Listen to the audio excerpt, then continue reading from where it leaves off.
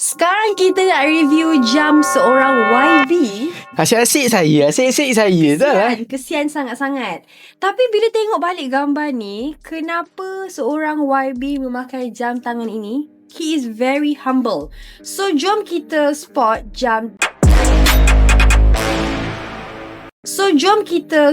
jam YB Datuk Seri Rafizi Ramli. Oh, YB Rafizi. Ya, sebab mengikut status dia. Wow. Ini adalah jam tangan Apple Watch series. Saya tak sure series berapa tapi dia Nike ni series lah. So basically kalau contoh macam saya memang pengguna gemar Apple Watch. Saya jarang pakai, saya tak pernah pakai Garmin ataupun Swatch pula. Saya tak pernah pakai jam-jam lain lah. Tapi memang saya suka Apple Watch. So Apple Watch ni basically tak silap saya harga dia mungkin dalam RM1,700 sahaja. Bestnya Apple Watch ni, Cuk, korang kalau nak shopping ataupun jual handbag dan juga Rolex, klik link dekat bio. Jangan lupa follow. oh, aku dah review Apple Watch pula Nanti kalau saham Apple naik, sebut saya. Okay, korang like. Okay, so basically apa beza model biasa dengan model Nike? Model Nike ni lebih pada sporty lah. Sporty, dia ada dia punya own interface sendiri, dia ada dia punya own strap dia yang lubang-lubang tu untuk angin masuk. So basically dia memang fokus kepada health lah. Memang fokus pada health sebab you boleh tengok heart rate, apa benda semua macam tu je lah. Feature-features ni mungkin kamu tak tahu sebab kamu noob.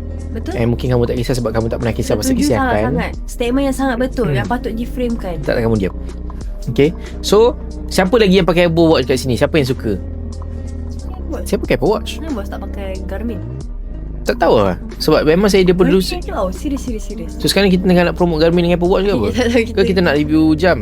Cuba korang komen, korang pengguna Garmin atau pengguna Apple Watch?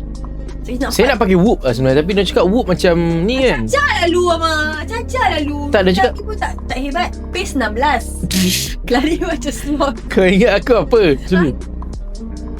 Macam sloth. Ha? Saya pace 2 tau. Tahu tak pace 16 tu berapa kilometer? Berapa? 2 kilometer bos lari. Uish, jauh tu.